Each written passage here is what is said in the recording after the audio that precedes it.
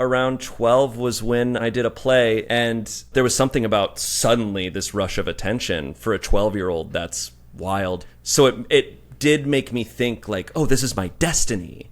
And looking back, I'm like, absolutely not.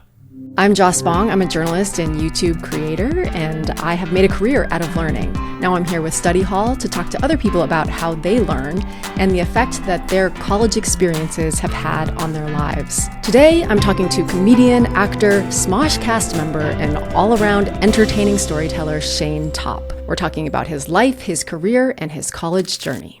Welcome, Shayne. My first question for you is, when I say the word college, what is the first thing that pops into your head? Well, first off, thanks for having me. This is so cool. All the stereotypes that I had as a kid of like, you know, dorm life and frat life and college parties and kind of all the things that I didn't do.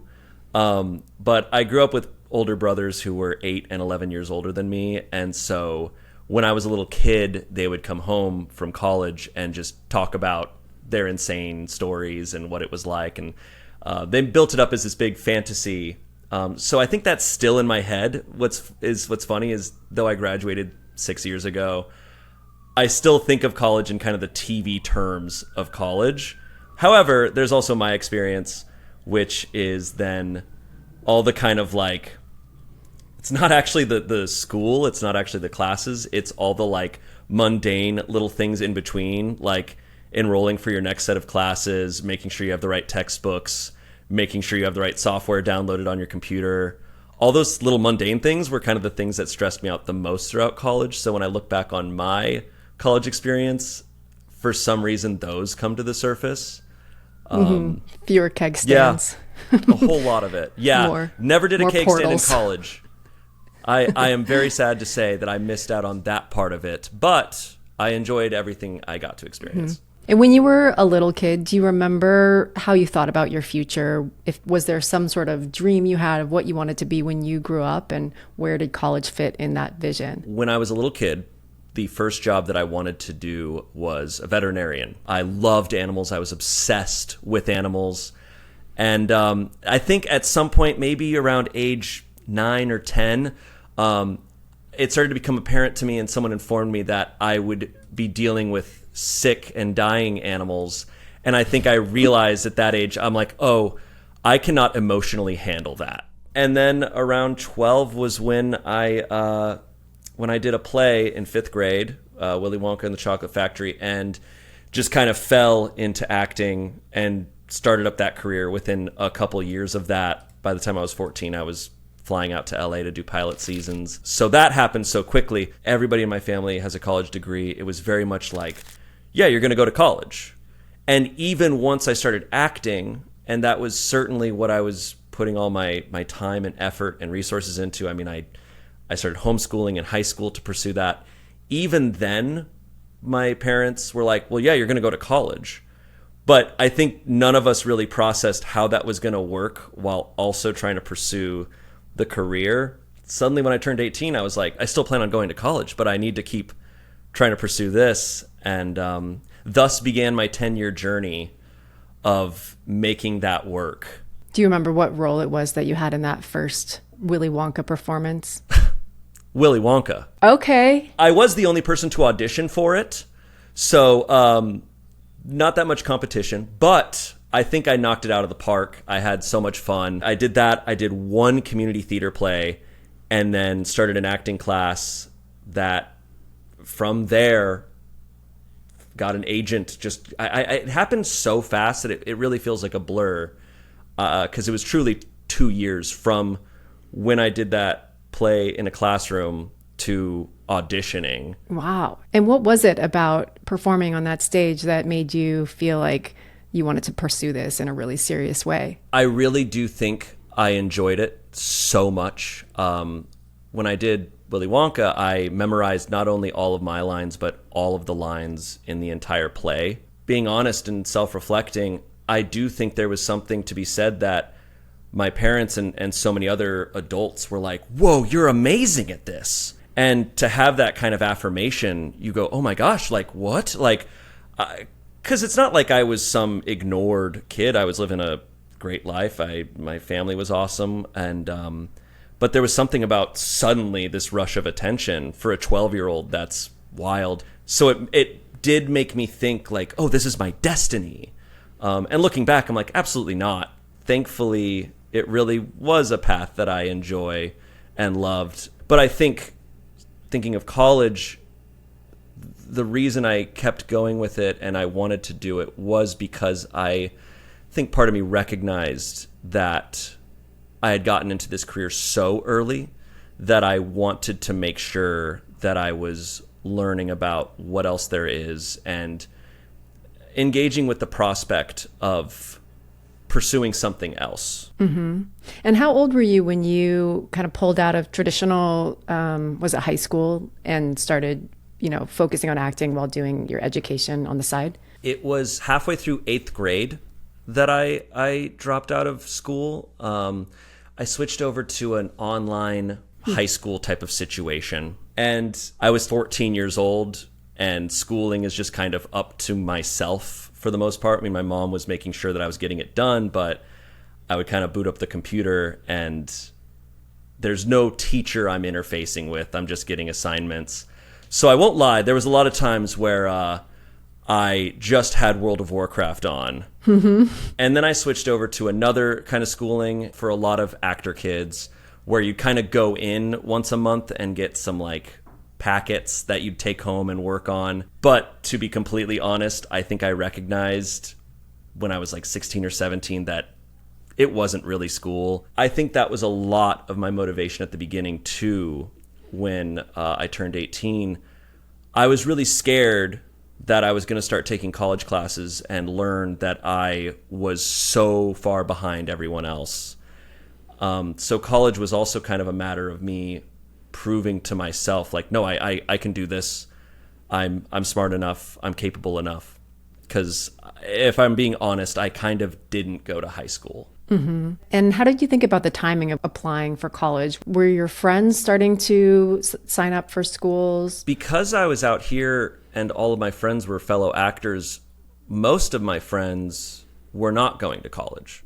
There was certainly a part of me going, this isn't the smartest thing that I'm going to put in a lot of time and effort into this when I should be putting everything into acting classes, auditioning, acting. And my parents were certainly, when they would call me, they'd be like, hey, are you going to go to college? Are you going to do it?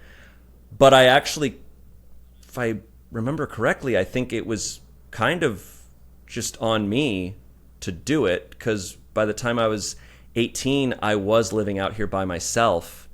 And so I went and signed up at Glendale Community College. And I did do that first year in person, which was awesome. I hadn't had a teacher in person in like 4 years. So it was really, really nice to get that. I was such a teacher's pet for those 2 semesters. I was obsessed. It was also because I was taking classes that I was always interested in. And it was really cool to experience looking at a bunch of classes and getting to choose.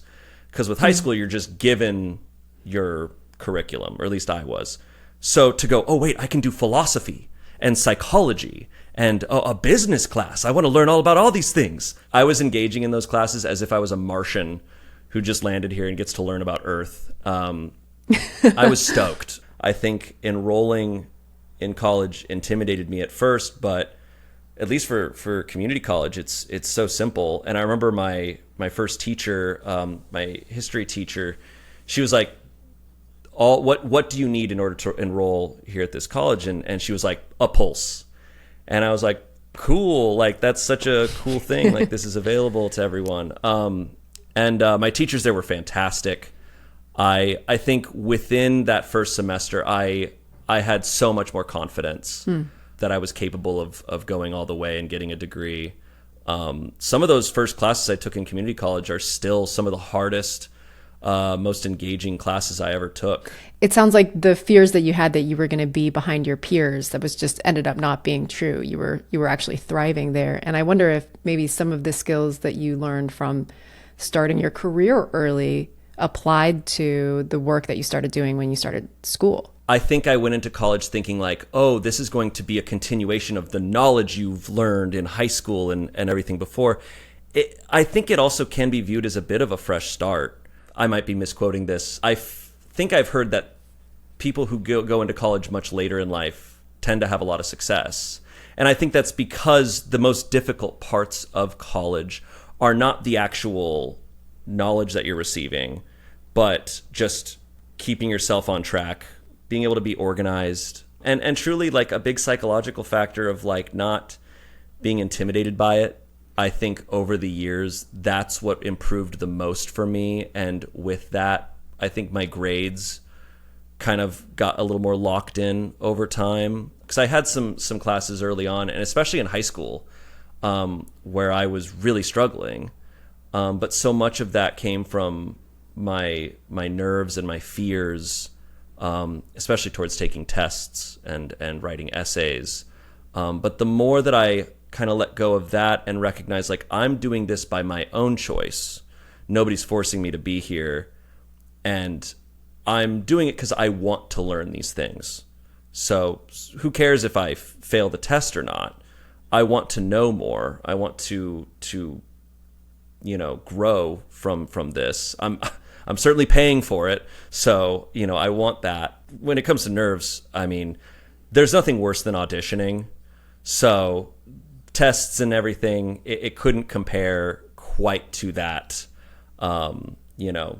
Getting up in front of 5 casting directors and trying to do a Crest commercial audition, that's the worst. And where do you think your interest and curiosity for the subjects came from? Because I can imagine, being sort of a budding teenage star in Hollywood could really change your priorities and make very different things from philosophy and, sociology feel like the most important things in the world. As a teenager, I was definitely not finding as much success in acting as I had hoped. I booked like a guest star on iCarly, which people still remember for some reason, but that was kind of the majority of the work I did. So, I got a lot of success and praise in my hometown when I first started auditioning, booked a couple small roles there. And I remember being like, oh man, I've got this down. Like, I'm going to go to Hollywood and I'm going to make it.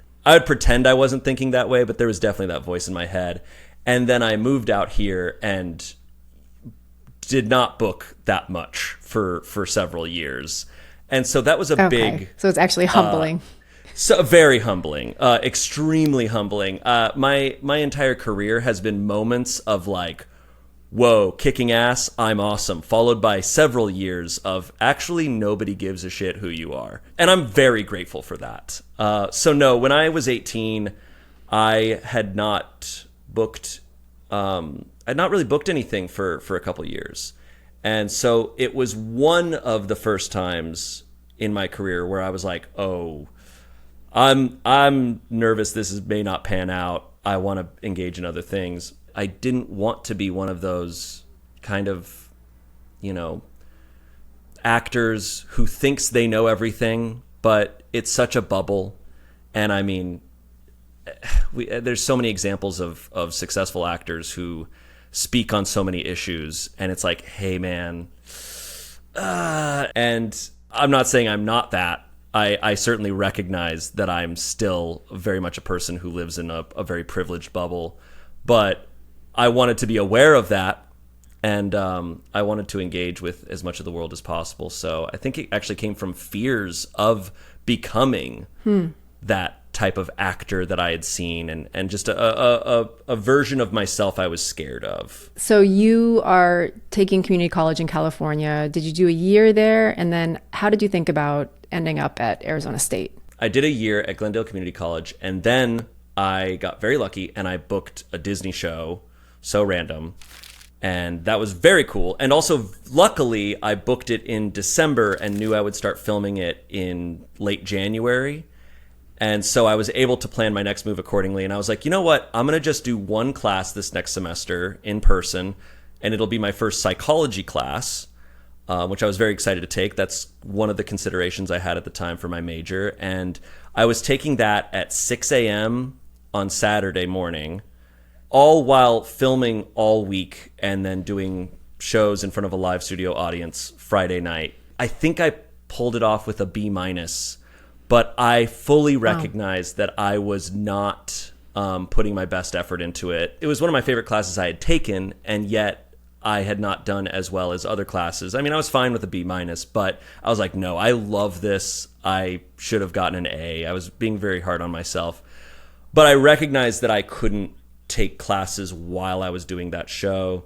And that show I was on for about 8 months. So after that psychology class, I did end up taking a year off from college, and I didn't actually end up going back to Glendale Community College. I knew that it was going to be too hard to take classes in person if I ended up working again. So I actually switched over to Rio Salado, which is a community college in Arizona that is fully online. And there was a track that they had directly to Arizona State University. And so I thought, perfect, like, that's great. I'll do this. And there's my plan for the rest of college. And that worked out really well. And when I was doing online schooling for high school, my motivation was horrible. I didn't care. I was definitely failing classes a lot. But it was interesting to see that now at 20, online schooling was so much different. And I came in with a very different mindset, and I was extremely motivated. And now it was better than before by a mile. Okay, so all of your college career was online after that point? At that point, yeah. That was the next 6 or 7 years that it was going to take to do college. I had a couple years there after So Random where I didn't book anything again for a couple years.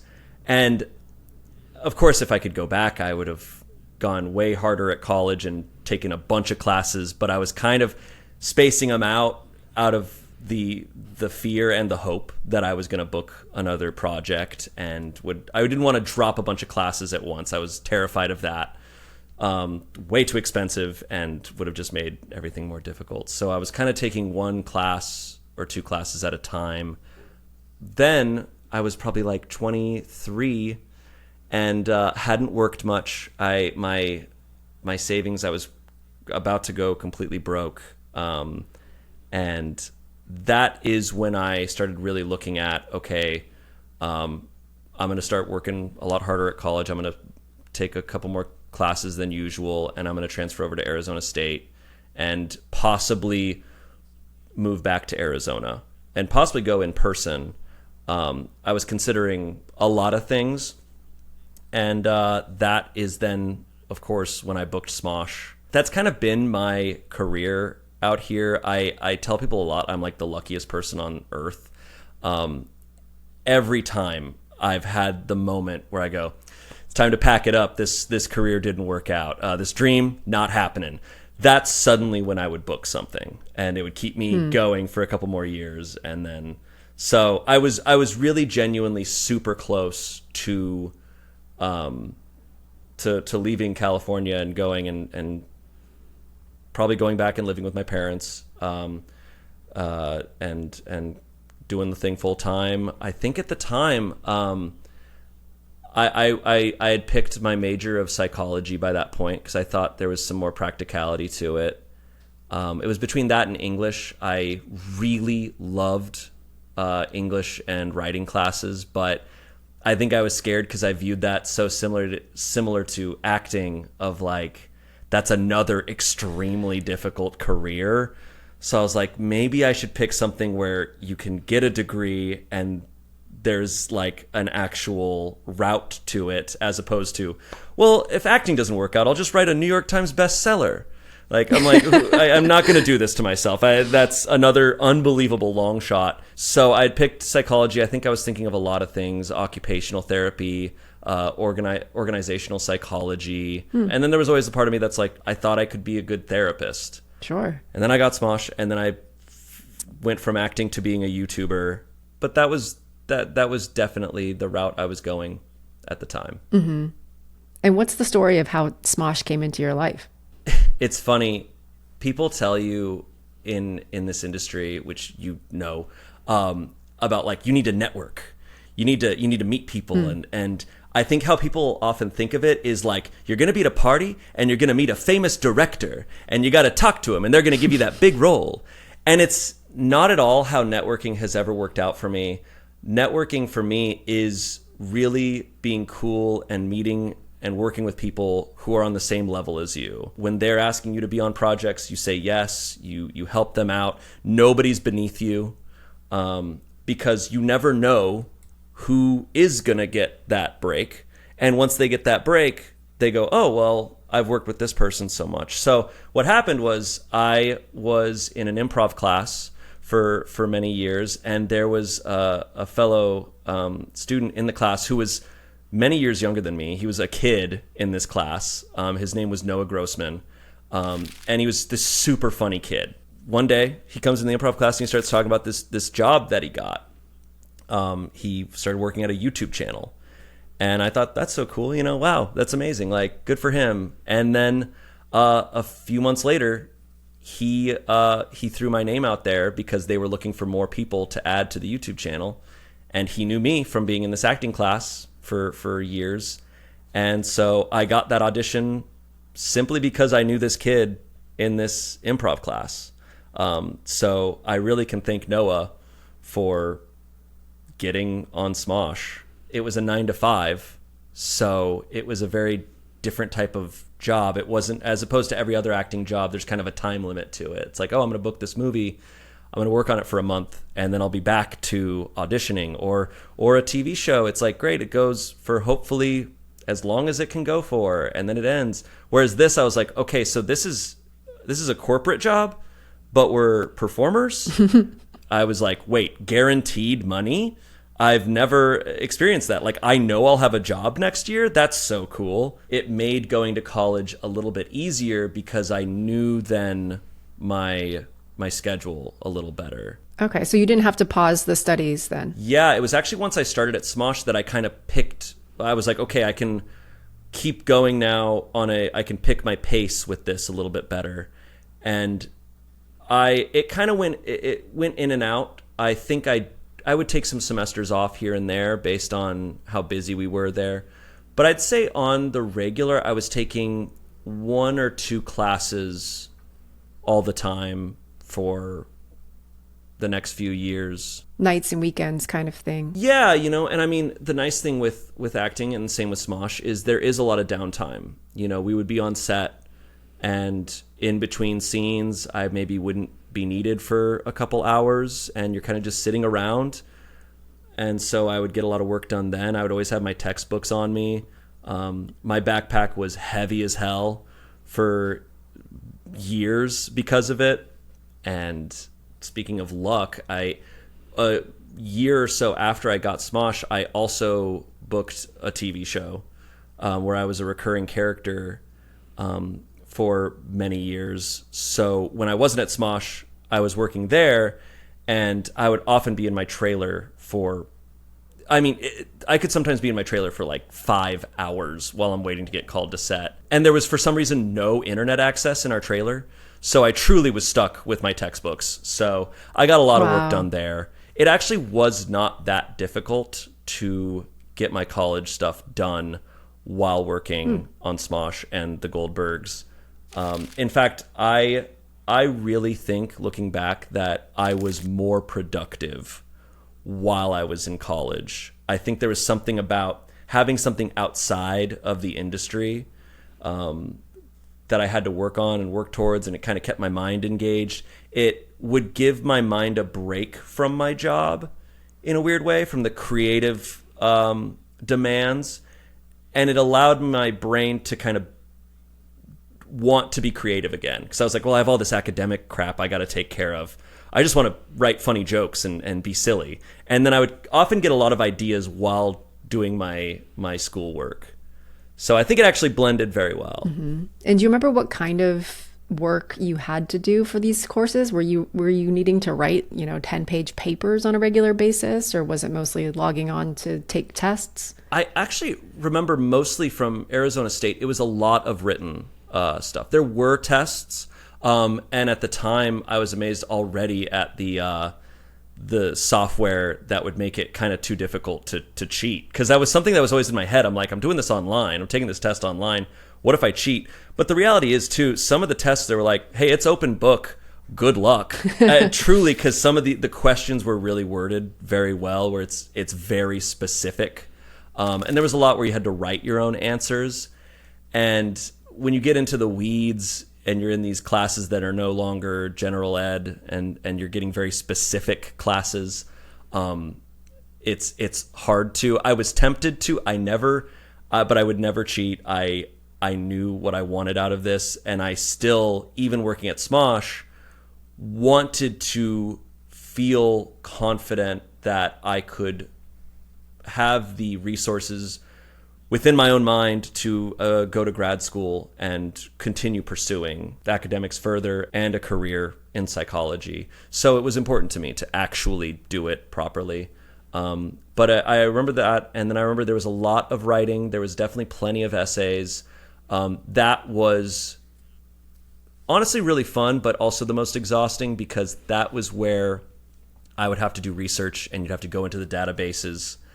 And that always intimidated the crap out of me, because I was like, okay, how do I know? Okay, I got to make sure this is peer reviewed. I got to make sure this is the right type of research. You're looking through research articles, trying to find the exact information you're looking for. I'm so grateful for that, though, because learning how research is done and learning what research is valid and what isn't valid, that has been obviously so topical. And especially now with social media where it's at, I feel like every day I get served another video of someone being like, new research proves that this. And I'm always like, does it? Like, there's no such thing as proof. So I'm very grateful for that. I think that's like the biggest takeaway I got from college.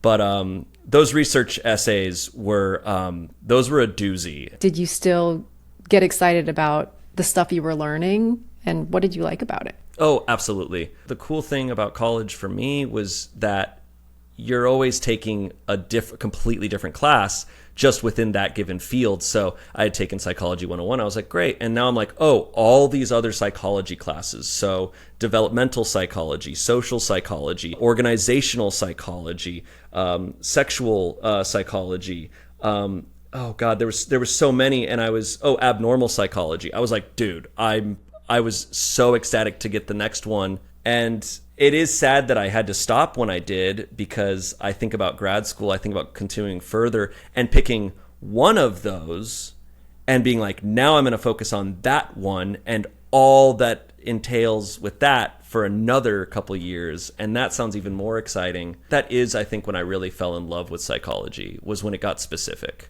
And it did change how I viewed kind of everything and how I went about life. Mm-hmm. And did you find that having this sort of parallel education and psychology while you have this career in entertainment, that those things like spoke to each other at all? Did you find yourself applying some of the things that you learned? Or Absolutely.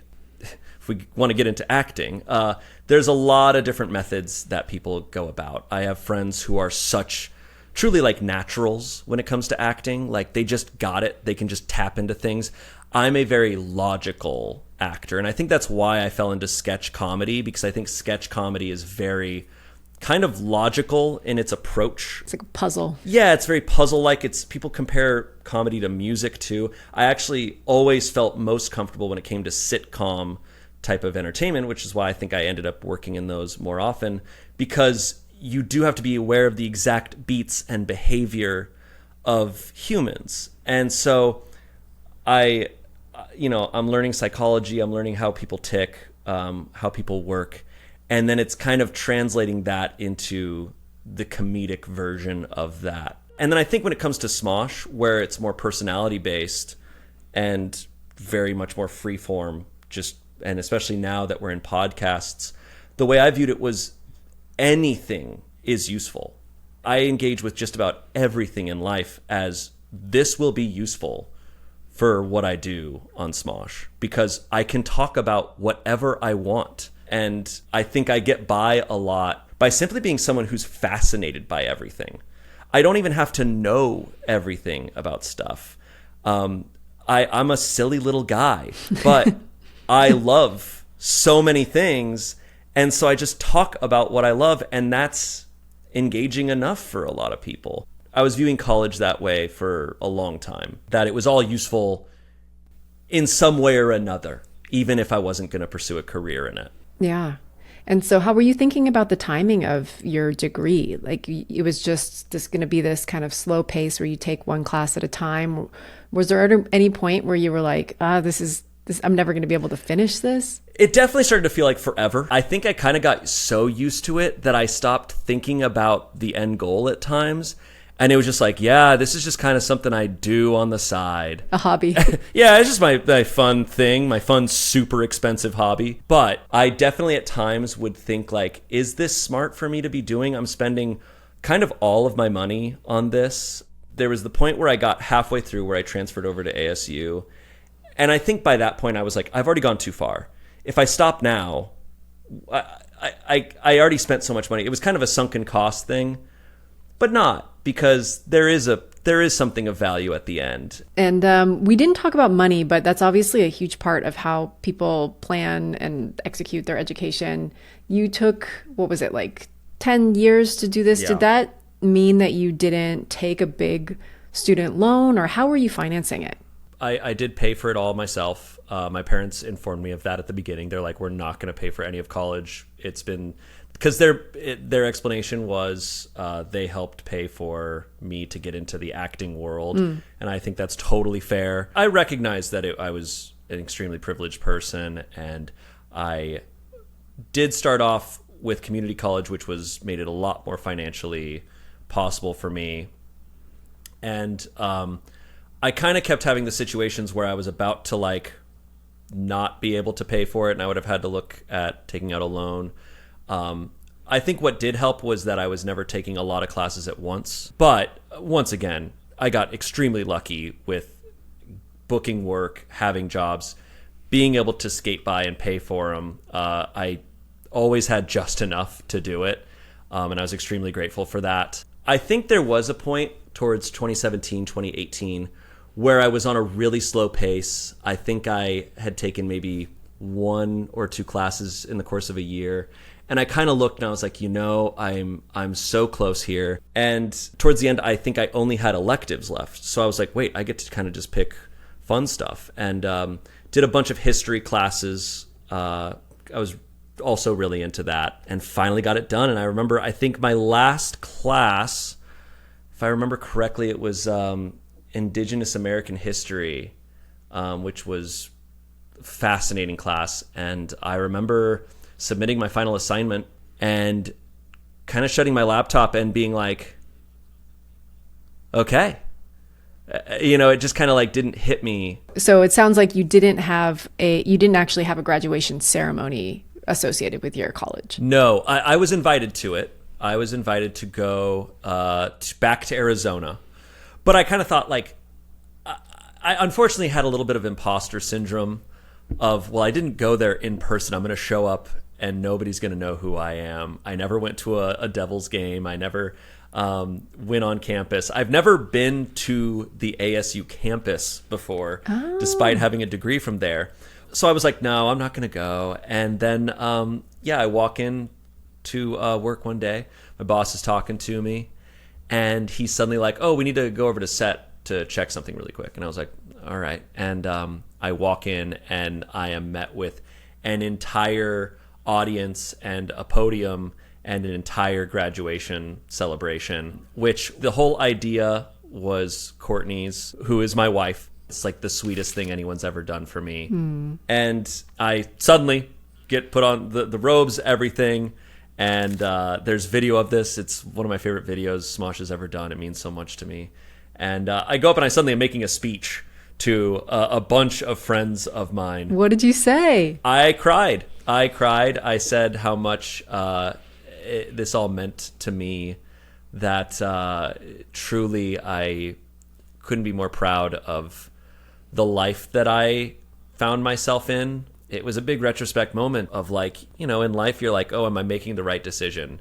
Am I doing the right thing? Especially in this acting industry where it feels like every audition and every day you're met with like is this moment going to shift my career forever?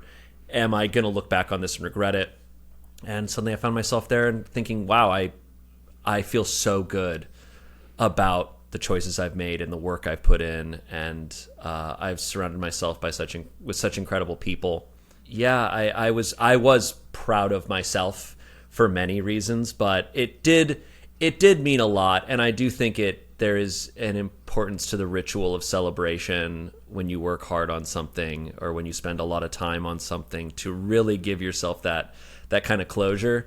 So I really appreciate all of my friends doing that for me, because it was really huge, and I think that moment it did really click of like, whoa, it's done. And so they gave me a degree. I got this degree before I got the actual ASU degree.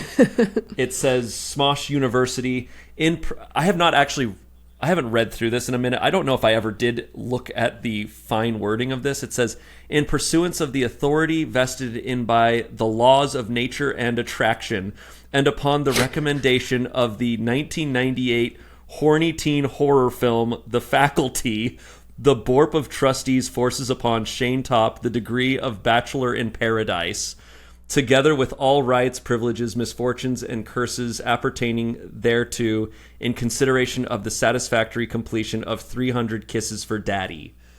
So that's the type of humor we were doing at Smosh. That's the type of degree they would give me. And what's funny is I was looking for my actual bachelor's degree, and I think it's at work. Do you have any advice for people who, may be in a similar spot where they're looking toward the future and have a sense that they can't necessarily predict where they're going to end up, whether because they don't know exactly what they want or because the world is changing so fast? Like, the job you have didn't exist when you were, first thinking about what to do with your college career. So yeah, what would you tell, a 17-year-old, 18-year-old version of yourself today? You bring up a good point. I mean, the world is unbelievable right now. I do not envy young people nowadays, because what a time to be 17, 18 years old. It's rough, to say the least. I think it starts with that. It's easy to blame yourself for your situation. And truly, when you're 18, you are the culmination of like so much of where society just put you. And that's where I didn't realize until later on of just like you kind of recognize what privilege is and going, oh, my privilege was not having all these problems. But I think that's where the advice starts. Is not advice, is just going like, hey, like, you are where you are and it's not your fault.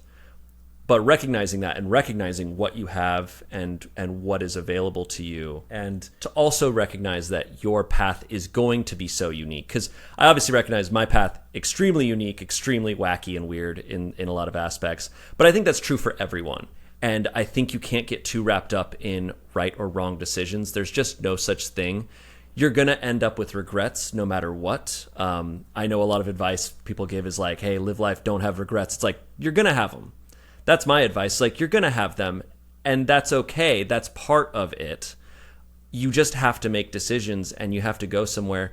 But every path you choose is going to have the ups and downs, and it's going to be ever changing. So I don't know. I almost think the advice is that there is no one set of advice. There's just no one way to anything. And yeah, your career may not exist yet. And it's also okay to not have your career be the definition of your life. It's not what's important. When I look around and what I'm grateful for nowadays, it's my career is awesome because it's such a fun job. But what's most important to me is my friends, the things that I've kind of the promises I've made to myself that I've fulfilled. I think that's ultimately the big part of what a degree was. And I think that looks different for everybody. For someone, it might be, oh, I want to get married and have kids. For someone else, it might be, I want to write a book. For someone else, it might be, I want to give back to the community. And it's about like making promises to ourselves and fulfilling them, no matter how long that takes. Mm-hmm. And you have a lot more time than you realize. Thanks for watching this episode of College Journeys. And thanks to my guest, Shayne Topp. We all have a unique journey, and wherever you are in yours, Study Hall has resources to help you. From our fast guides to college majors, to actually signing up for college level courses through gostudyhall.com, we can help you on your path.